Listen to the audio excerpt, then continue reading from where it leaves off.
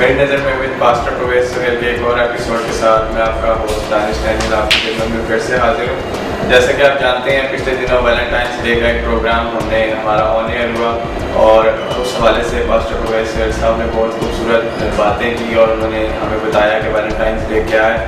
تو اسی حوالے سے آج پھر ہمارے ساتھ ایک بار موجود ہے پاسٹر پرویز سہیل, جن کا ہم شکر گزار ہیں کہ آپ نے ہمیں ٹائم دیا. تو آج ہم تھوڑی سی بات کریں گے ویسٹرن کلچر پہ. تو میں چاہوں گا کہ ضرور پاسٹر صاحب اس پہ تھوڑی سی روشنی ڈالیں. تو پاسٹر جس طرح آپ جانتے ہیں ویسٹرن کلچر میں ہم جو انگلش موویز بھی دیکھتے ہیں تو اس میں وہ کراس وغیرہ کا کافی استعمال ہوتا ہے جویلری کے طور پہ. وہ لڑکیاں بھی اور لڑکے بھی جو ہیں وہ کراس وغیرہ پہنتے ہیں. تو کیا مطلب یہ ہماری جو مسیحی تعلیم ہے اس کا حصہ ہے؟ کیا کراس پہننے سے کوئی مسیحی ہو جاتا ہے؟ تو ہم چاہیں گے ضرور آپ اس پہ تھوڑی سی روشنی دیں. شکریہ دانش, میں شکر گزار ہوں کہ آج مجھے پھر یہ موقع ملا ہے کہ میں اس اہم ایشو پر بات کر سکوں. جیسا آپ نے خود بھی فرمایا, لاسٹ ایپیسوڈ ہمارا جو ویلنٹائنس ڈے کا تھا, ناظرین آپ نے بھی اس کو ملاحظہ کیا. اس پر ٹائم ٹو ٹائم باتیں ہوتی ہی رہتی ہیں اور مجھے خوشی ہے کہ میں کرنٹ افیئرس حالات حاضرہ پر جو ایشوز ہیں پورے ورلڈ میں بالخصوص پاکستان میں بھی اس پر بات کر سکوں. میں نے ہمیشہ یہ بات کہی ہے کہ میں کوئی اسکالر تو نہیں ہوں, کوئی بہت بڑا عالم تو نہیں ہوں, لیکن خدمت کے آنے کے بعد جب میں انجیل مقدس کا مطالعہ کرتا ہوں اور اپنے جسمانی تجربات کو سامنے رکھتا ہوں تو مجھے بہت سی باتیں جو ہیں آپ اور زیادہ سمجھ آنا شروع ہوئی ہیں کلام مقدس کے مطابق. جیسا عزیز و دانش نے یہ سوال کیا کہ سلیب پہن لینا گلے میں, یہ گھر میں سلیب لگا لینا, اس سے کیا ہم مسیح کہلاتے ہیں؟ میں سمجھتا ہوں کہ سلیب جو ہے وہ فتح کی علامت ہے اور سلیب دکھوں کا راستہ ہے. سلیب دو باتوں کی عکاسی کرتی ہے, یہ فتح کی نشاندہی بھی کرتی ہے اور دکھوں کے راستے کی بھی نشاندہی کرتے ہیں. اگر ہم اپنے گھر میں سلیب لگاتے ہیں, اپنے گلے میں سلیب پہن لیتے ہیں یا اپنی گاڑی میں سلیب لگا لیتے ہیں یا کسی طرح بھی اس کا اظہار کرتے ہیں, ہم کوئی غلط تو نہیں کرتے. لیکن دانش جیسا آپ نے کہا, میں ضرور اس بات پر کہوں گا کہ یہ ہمیں پھر مذہب پرستی کی طرف بھی راغب کرتی ہے. اگر ہم اسے سمجھتے ہیں کہ یہ فتح کا نشان ہے تو اس فتح کو پانے کے لیے صرف نشان کی ضرورت نہیں ہوگی, ہمیں اپنی زندگی سے اس فتح کی طرف بڑھنا ہوگا, عملی زندگی سے اس فتح کو حاصل کرنا ہوگا. اب تو یورپ میں اور ہر جگہ عام فہم ہو چکا ہے, جتنے فلم انڈسٹری کے لوگ ہیں یا شو بز کے لوگ ہیں وہ مسیحی تو نہیں ہیں, لیکن آپ دیکھتے ہوں گے یا وہ ڈانس کرتے ہیں یا کوئی عجیب قسم کی حرکات کر رہے ہوتے ہیں. آپ نے دیکھا ہوگا کہ ان کے گلے میں کراس ہوتا ہے اور کئی خواتین تو ایون جو عام فہم زبان میں جھمکے جسے کہتے ہیں کانٹے, جو وہ بھی کراس پہن لیتے ہیں.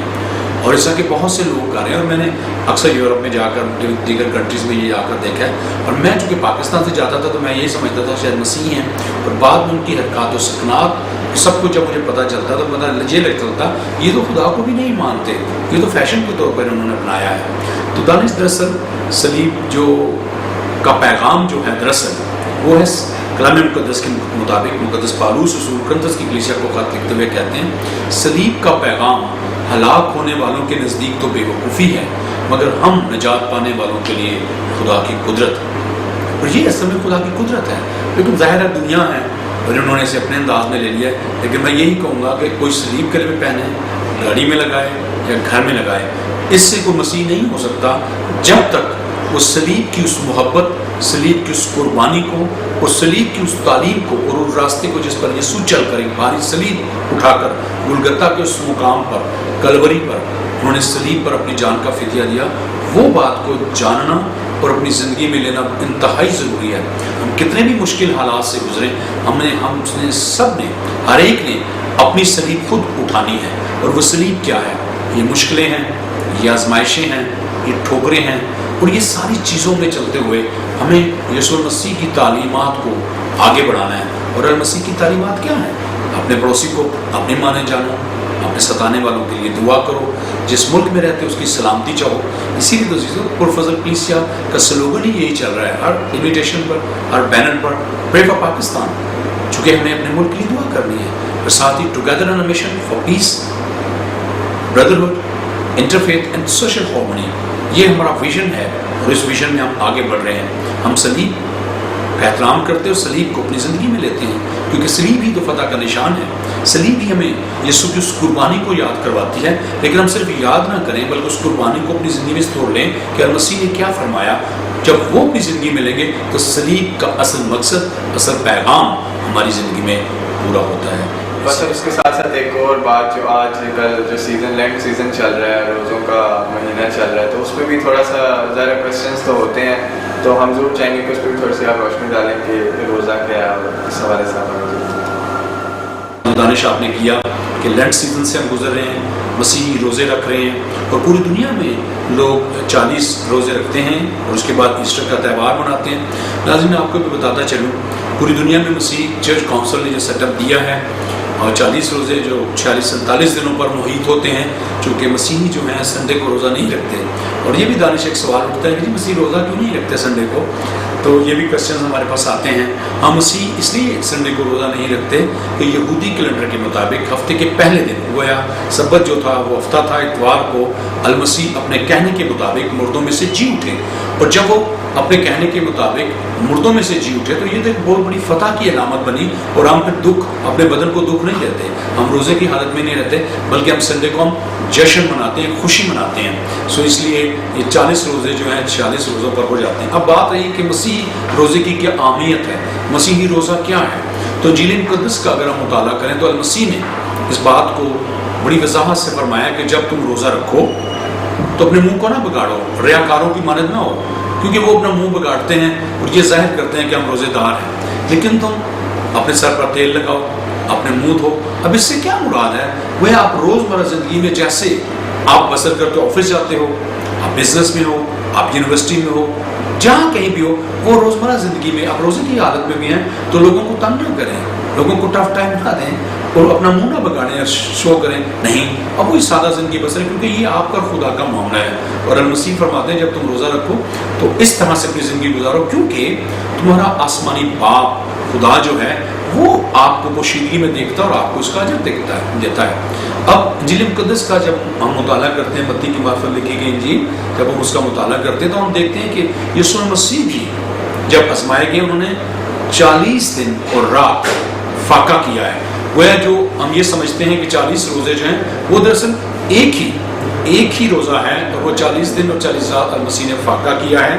اور انجیل مقدس میں ہمیں کوئی کمپلسری روزے نظر نہیں آتے، یہ ٹارگٹس پر روزے رکھے جاتے ہیں، ہماری کوئی ضرورت ہوتی ہے اور خدا سے ہم روحانی بلوغت پانے کے لیے روزے کی حالت میں ہوتے ہیں، اپنی ضرورتوں کو پورا کرنے کے لیے ہم روزے کی حالت میں ہوتے ہیں، اور میں سمجھتا ہوں کہ یہ روزے کی افادیت ہے۔ اب میں آتا ہوں اس طرف، جب یسوع مسیح آزمائے گئے ہیں اس سے پہلے وہ 40 دن فاقے کی حالت میں تھے، رات اور دن، اور ابلیس نے آ کر انہیں آزمایا ہے۔ اور وہ انجیل مقدس میں سے میں متی کی انجیل اور اس کے 4 باب کی 3 آیت سے میں آپ کے لیے پڑھ رہا ہوں۔ میں ایک دو باتوں پر آپ سے چاہوں گا، آپ کی توجہ چاہوں گا۔ متی کی معرفت لکھی گئی انجیل اور اس کے 4 باب کی 3 آیت میں یوں لکھا ہے، اور آزمانے والے نے پاس آ کر اس سے کہا، اگر تو خدا کا بیٹا ہے تو فرما کہ یہ پتھر روٹیاں بن جائیں۔ اس نے جواب میں کہا، لکھا ہے کہ آدمی صرف روٹی ہی سے جیتا نہ رہے گا بلکہ ہر بات سے جو خدا کے منہ سے نکلتی ہے۔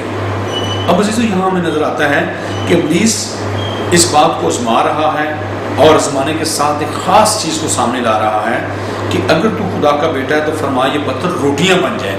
گویا یہ ہمیں پیٹ کی ہوس کو ظاہر کرتا ہے، پیٹ کی یہ ضرورت اور پیٹ کی یہ ہوس ہے کہ جس کے باعث ہم یہ سب کچھ کرتے ہیں۔ لیکن المسیح فرماتے ہیں کہ انسان صرف روٹی سے نہیں جیتا رہے گا بلکہ ہر بات جو خدا کے منہ سے نکلتی ہے۔ تو دانش گویا ہر بات جو خدا کے منہ سے نکلتی ہے، خدا کا وہ کلام جو نیلے مقدس ہمارے ہاتھ میں ہے، اس کو اپنی زندگی میں لینا انتہائی ضرورت ہے۔ اور میں اس کو یوں لیتا ہوں کہ یہ پیٹ کی ہوس کو ظاہر کیا گیا کہ روٹی کی خاطر انسان بک جاتا ہے، آزمائش میں گر جاتا ہے، اور وہ یہ سوچتا ہی نہیں کہ جن کا میں پیروکار ہوں، جس مذہب کا، جس نبی کا میں ماننے والا ہوں، اس کی تعلیم سے ہٹ کر ہم یہ سب کچھ کرنا شروع کر دیتے ہیں۔ اور متی کی معرفت لکھی گئی انجیل اور اس کے 4 باب کی 6 آیت کا اگر ہم مطالعہ کریں تو وہاں لکھا ہے، اگر تو خدا کا بیٹا ہے تو اپنے تائیں نیچے گرا دے، کیونکہ لکھا ہے کہ وہ تیری بابت اپنے فرشتوں کو حکم دے گا، وہ تجھے ہاتھوں پر اٹھا لیں گے، ایسا نہ ہو کہ تیرے پاؤں کو پتھر سے ٹھیس لگے۔ یسوع نے اس سے کہا یہ بھی لکھا ہے کہ تو خداوند اپنے خدا کی آزمائش نہ کر۔ یہاں اگر ہم دیکھیں تو یہاں جو لکھا ہے نا کہ تیری بابت فرشتوں کو حکم دے گا، وہ تجھے ہاتھوں پر اٹھا لیں گے، یہ ہمیں غرور کی ہوس نظر آتی ہے۔ جب ہمارے پاس کچھ ہوتا ہے، جب ہم اس پوزیشن میں ہوتے ہیں تو ہم لوگوں کو ریجیکٹ کر دیتے ہیں، لوگوں کو درگزر کر جاتے ہیں اور انہیں اپنے سے کمتر سمجھتے ہیں۔ یہاں پر ابلیس اس بات کو جانتا تھا کہ وہ تیرے لیے لکھا ہے کہ وہ فرشتوں کو حکم دے گا اور وہ تجھے ہاتھوں پر اٹھا لیں گے۔ تو یہ ایک پراؤڈنس کو ظاہر کرتی ہے، غرور اور اختیار کو ظاہر کرتی ہے، اور غرور کی ہوس جو ہے آج انسان کو تہہ و بالا کر دیا ہے۔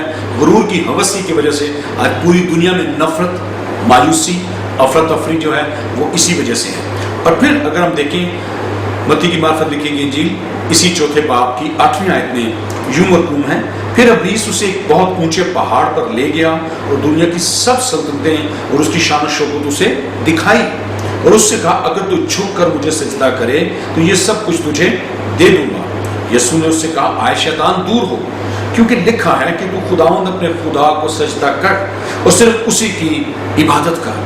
اب یہاں ہم دیکھتے ہیں کہ ابلیس بہت چالاکی کے ساتھ خدا کے بیٹے یسوع مسیح سے یہ بات کہتا ہے، اوپر پہلے بات کہ وہ ہائٹ پر لے جا کر ساری سلطنت شوکت دکھاتا ہے کہ میں یہ ساری سلطنت شوکت جو تو دیکھ رہا ہے، اگر تو مجھے سجدہ کرے تو یہ سب میں تجھے دے دوں گا۔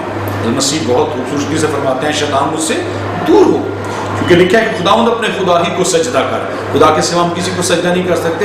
لیکن جو شان و شوکت دکھائی گئی ہے یہ دراصل آنکھ کی ہوس ہے، آنکھ دیکھتی ہے اور اس ہوس میں مجبور ہو کر پھر وہ سب کو تہہ و بالا کرتی ہے۔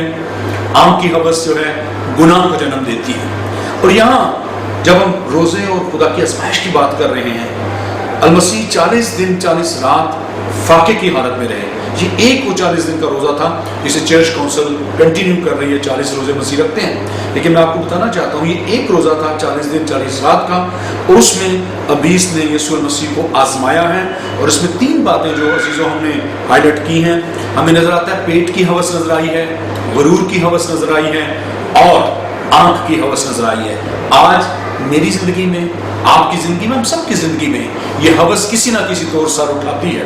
پیٹ کی ہوس، آج پیٹ کی خاطر لوگ ایک دوسرے کو قتل کر رہے ہیں، اور غرور کی ہوس میں آ کر لوگ ایک دوسرے کو پامال کر رہے ہیں، استحصال کر رہے ہیں، لوگوں کا حق چھین رہے ہیں، اور وہ اس غرور میں ہیں کہ جو کچھ ہے وہ ہمارا ہے۔ اور اس کے بعد آنکھ کی ہوس کو ہم دیکھتے ہیں کہ جب شان و شوکت دیکھتی ہیں، یہ بڑی بڑی چیزیں ہمیں حاصل ہو جاتی ہیں، ہماری آنکھیں دیکھتی ہیں کہ یہ بہت خوبصورت ہیں، اسے ہم حاصل کر لیں، اس کے لیے ہم مختلف ذرائع استعمال کرتے ہیں، اور وہ ذرائع استعمال کرتے ہیں جو خدا کو پسند نہیں، معاشرے میں بدعت ڈالتے ہیں، معاشرے میں بگاڑ لاتے ہیں، اور وہ اس ہوس میں گر جاتے ہیں۔ عزیزو، آج جیسا دانش آپ نے سوال کیا روزے کے حوالے سے، اس لینٹ سیزن میں روزے کی حالت میں جب آپ روزہ رکھتے ہیں، پہلی بات آپ نے منہ نہیں بگاڑنا، آپ نے کسی کا بدتمیزی نہیں کرنی، آپ نے یہ نہیں شو کرنا کہ میں بڑا روزے دار ہوں۔ اگر آپ کے سامنے کوئی کھاتا بھی ہے، اگر آپ کے سامنے کوئی اور ٹیچنگ کی بات ہوتی ہے، آفس کا کاموں کو پراپر کرنا ہوگا، تعلیمی طور پر جب آپ ایجوکیشن کسی ادارے میں، یونیورسٹی میں، کسی جگہ پر ہیں، پراپر آپ کو ٹریٹ کرنا ہوگا لوگوں،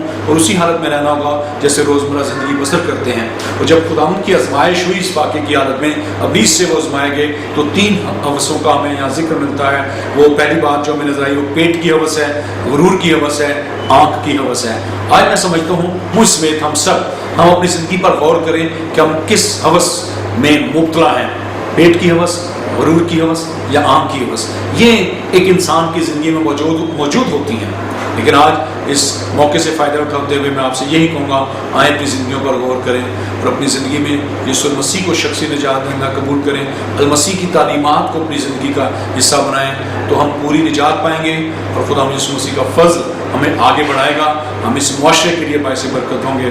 اور اس لینٹ سیزن میں خاص بات کہنا چاہوں گا کہ جب ہم روحانی بلوغت کے لیے خدا سے پانے کے لیے روزے رکھ رہے ہیں، اس روزے کی حالت میں میرے پیارے ملک پاکستان کے لیے، اپنے پیارے ملک اسلامی جمہوریہ پاکستان کے لیے ہمیشہ دعا کرتے ہیں۔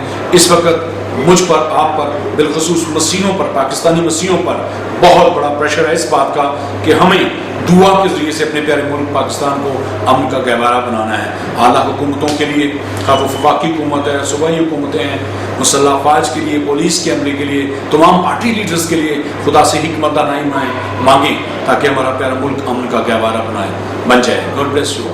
تھینک یو سو مچ پاس صاحب، آپ نے آج پھر ہمیں ٹائم دیا اور بہت خوبصورت باتیں جو ہم تک کوشچن سے آپ نے بڑی خوبصورتی سے اس کا آنسر کیا. تو ہم ضرور چاہیں گے کہ آگے بھی جب ہمیں فیڈ بیک آتا ہے، کوشچن آتے ہیں، تو ہم آپ سے شیئر کریں اور آپ کی جو آپ ہمیں سکھاتے ہیں اسے ہم سیکھ سکیں. Thank you. ناظرین، یہ تھا آج کا پروگرام جس پہ ہم نے کچھ کوشچن جو ہم تک پہنچے تھے ہم نے پاسٹر پرویز سہیل صاحب سے کیا اور انہوں نے بہت خوبصورتی سے اس کا جواب دیا. تو ضرور آپ ہمیں فیڈ بیک دیجیے. فیڈ بیک کے لیے فیس بک پیج کا جو ہمارا ایڈریس ہے وہ بھی اس وقت اسکرین پہ آ رہا ہے، اس کے ساتھ ساتھ جو ہمارا ای میل ایڈریس ہے وہ بھی اس وقت اسکرین پہ فلیش ہو رہا ہے، PFKyoungsters@hotmail.com.